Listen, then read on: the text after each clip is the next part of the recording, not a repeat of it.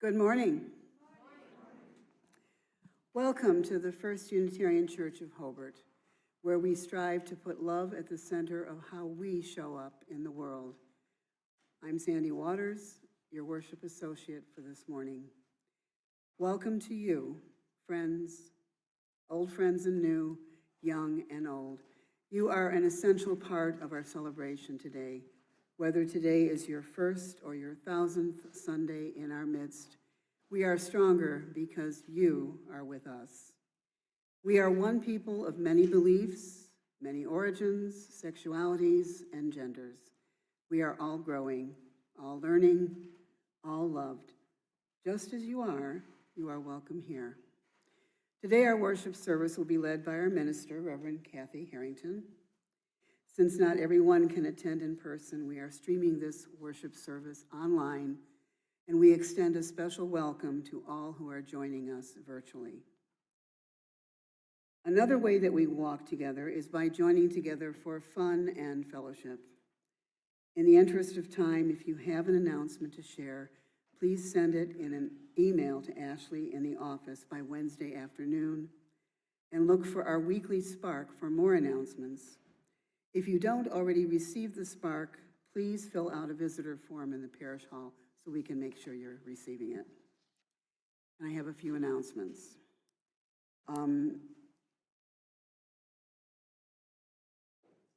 Every month, on the first Wednesday of every month, Reverend Cathy is going to be leading a Peace Vespers. We'll be meeting here at 5:30 for a potluck, and then we will be coming into the sanctuary for the service. It's a wonderful service. If you haven't attended yet, please try to make it. It's very fulfilling.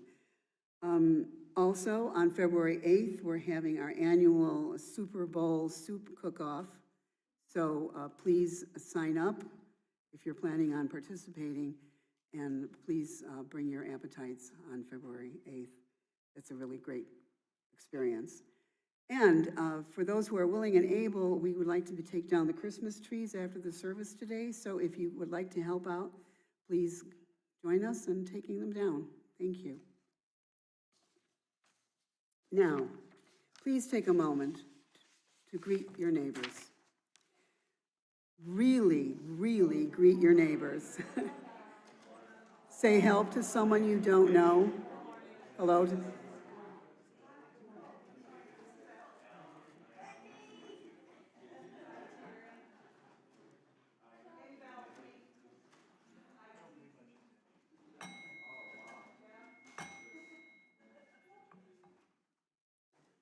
And now please take a moment to turn off or silence your devices.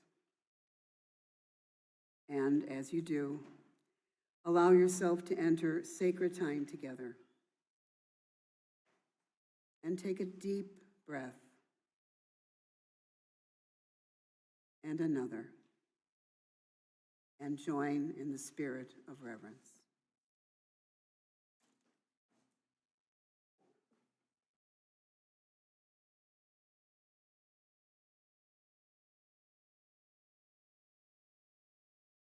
During our Sunday morning worship service, we join in reciting the words of our affirmation of faith, printed in your order of service and also on our screen.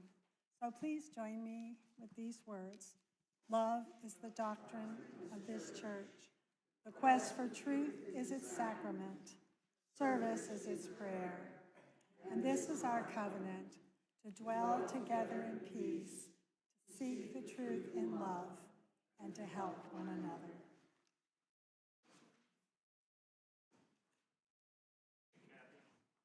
Not on. It's not on. Okay. You can do that.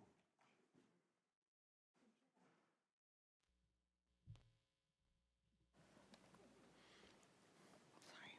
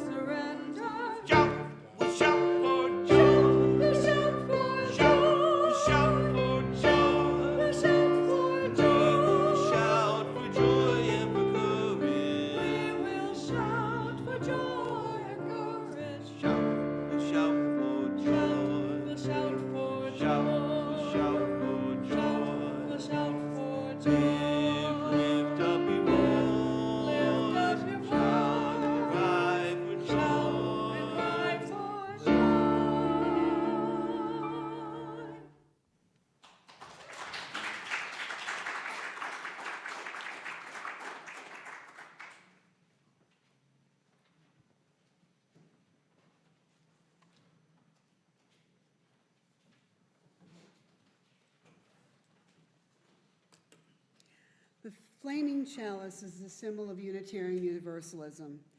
It suggests the transformations that take place when we are held within religious community. When we light this chalice in worship, we illuminate a world that we feel called upon to serve with love and a sense of justice.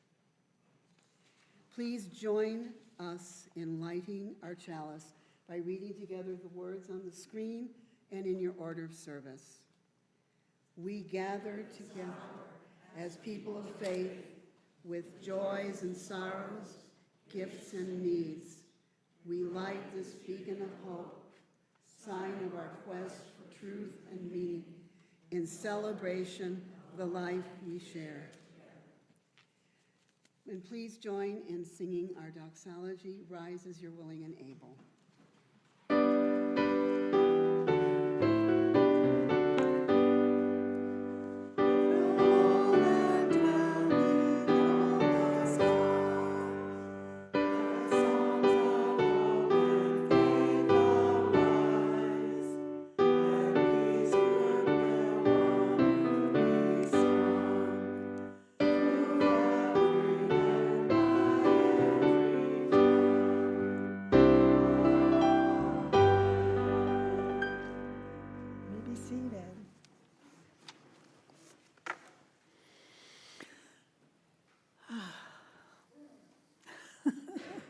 It's been a hard week. And I feel very inadequate this morning to offer you words of comfort or hope or inspiration. But I just want to say I'm grateful that you're here because we need one another for support and encouragement and courage. The opening words this morning are Blessed Are We by Andrea Hawkins Kemper. Blessed are we who gather with open hearts together in this space today. Blessed are we, the chalice lighters of resistance, justice, love, and faith. Blessed are we, the heretics, the outcasts, the walkers of our own way. Blessed are we, the border crossers, the refugees, the immigrants, the poor, the wanderers who are not lost. Blessed are we, the transgressors, the trespassers, the passers-by, the cause takers, the defiant, the compliant. Blessed are we, the hand extenders, the sign makers, the protesters, the protectors. And blessed are we, the trans women, the trans men, the non-binary, the cisgender, the multigender, and the no gender. Blessed are we, the friend, the stranger, the lonely, the hidden, the visible, the authentic. Blessed are we who rise in solidarity. Blessed are we who cannot, and blessed are we who do not. Blessed are we, for this is our beloved community, and this is who we are. Please rise in body or spirit and join me in singing hymn number 153, I Woke Up This Morning.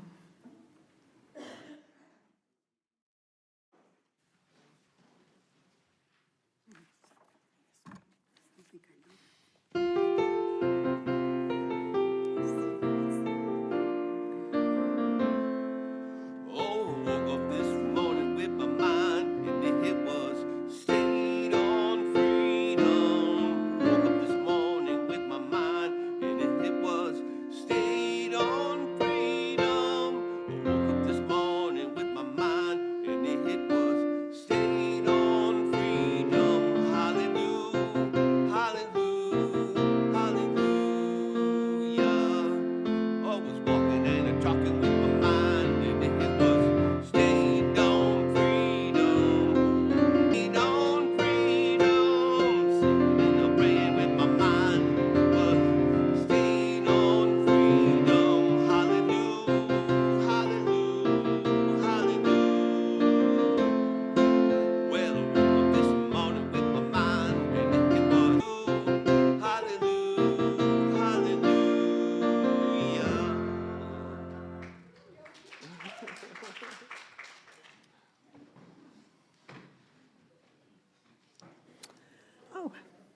So now it's time for our story for all ages. And I chose this story, Enemy Pie, this morning because it feels to me like we all know that unless everybody is engaged in the effort, even those we don't agree with, we can't have freedom.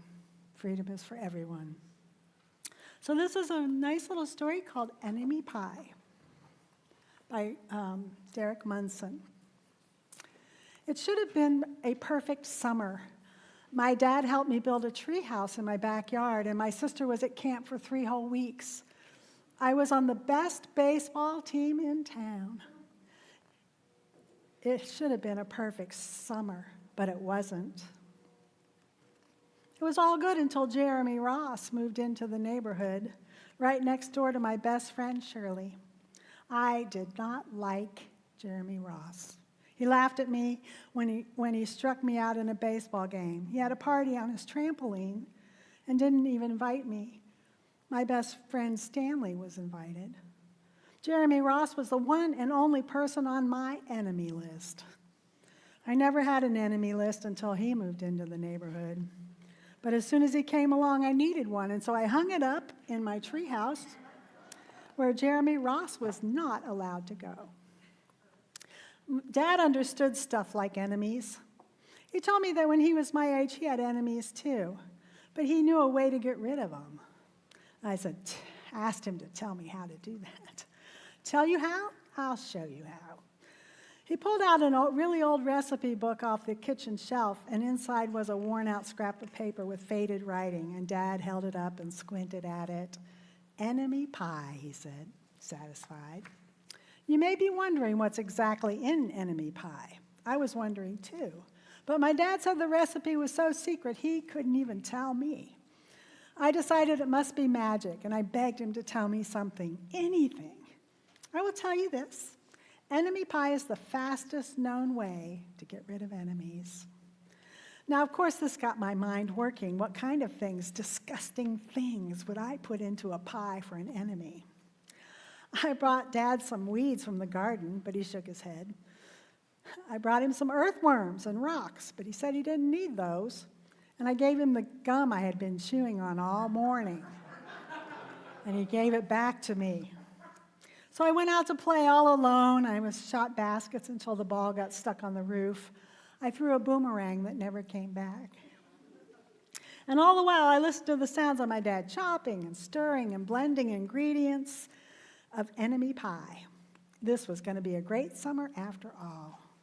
Enemy pie was going to be awful. I tried to imagine how horrible it must smell, or worse yet, what it would look like. But when I was in the backyard looking for ladybugs, I smelled something really, really good.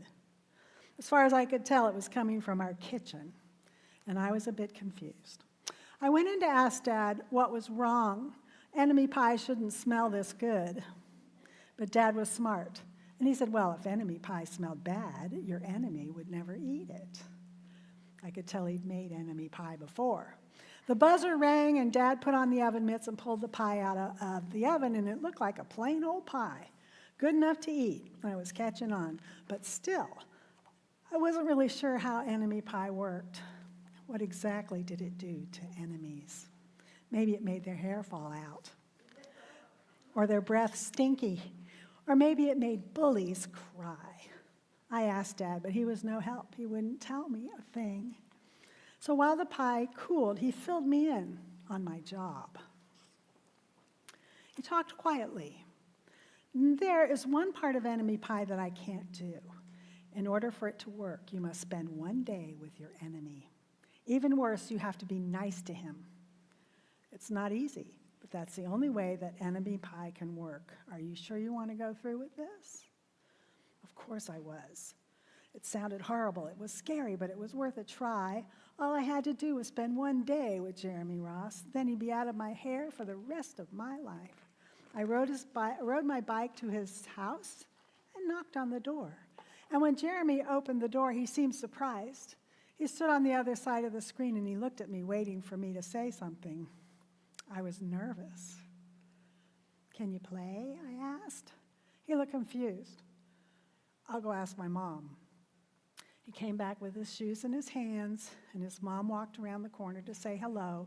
"You boys stay out of trouble," she said, smiling. We rode bikes for a while, played on the trampoline, and then we made some water balloons and threw them at the neighbor girls. My brother did that to me. But we missed, thank goodness. Jeremy's mom made us lunch, and after lunch we went to my house. It was kind of strange. I was really sort of having fun with my enemy. He almost seemed nice. But of course I couldn't tell Dad that since he had worked so hard to make enemy pie. And Jeremy Ross liked my basketball hoop, and he wished he had one, but they didn't have room. I let him win a game just to be nice. Jeremy Ross knew how to throw a boomerang. It came right back to him. I threw it, and it went over my house and into the backyard. We climbed over the fence to find it, and the first thing Jeremy noticed was my treehouse. Uh-oh. My treehouse was my treehouse. I was the boss. If my sister wanted in, I didn't have to let her, and if Dad wanted in, I didn't have to let him. And if Jeremy wanted in, can we go inside, he asked. I knew he was going to ask me that, but he was the top person, the only person on my enemy list, and enemies were not allowed in the treehouse. But he did teach me how to throw a boomerang, and he did have me over for lunch. And he did let me play on his trampoline. He wasn't being a very good enemy. All right, but hold on. He climbed up to ahead of him, and I tore off the enemy list off the wall. I had a checkerboard and some cards, and we played games until Dad called us for dinner. We pretended we didn't hear him, but then he came out to get us. We tried to hide from him, but somehow he found us. He made macaroni and cheese for dinner. It was my favorite and Jeremy's favorite, too. Maybe Jeremy Ross wasn't so bad after all. I was beginning to think maybe we should just forget about the enemy pie. But sure enough, Dad brought out the pie, and I watched as he cut it into 8 thick slices. "Dad, it sure is nice having a new friend in the neighborhood," trying to get his attention to sort of let